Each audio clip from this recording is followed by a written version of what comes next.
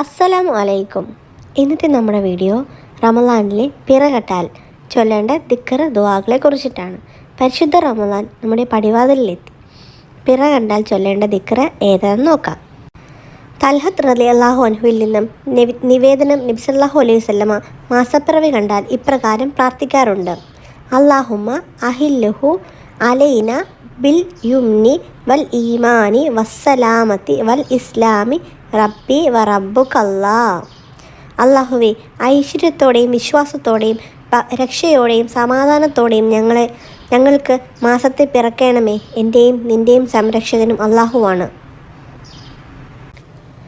മാസപ്പിറവി ദൃശ്യമായതിനു ശേഷം ഐശ്വര്യം വർദ്ധിക്കാൻ റമളാനിൻ്റെ ആദ്യ രാത്രിയിൽ സൂറത്തുൽ ഫത്ഹ് പാരായണം ചെയ്യുക. കൂടാതെ മറ്റ് ദുആ ദിക്റുകളും ചെയ്യുക. അതോടൊപ്പം തറാവീഹ് നമസ്കരിക്കാൻ പ്രത്യേകം ശ്രദ്ധിക്കുക.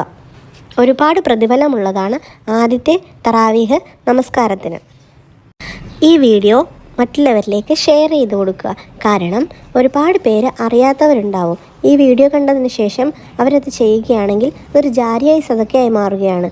ജാരിയായി സദക്ക എന്നാൽ ലോകാവസാനം വരെ അതിൻ്റെ പ്രതിഫലം നിലനിൽക്കുന്നതാണ്. അള്ളാഹു നമ്മെ എല്ലാവരെയും സൽക്കർമ്മങ്ങളിൽ പെടുത്തട്ടെ. നമ്മുടെ റമളാൻ മാസം അള്ളാഹു അനുഗ്രഹീതമാക്കി തരട്ടെ.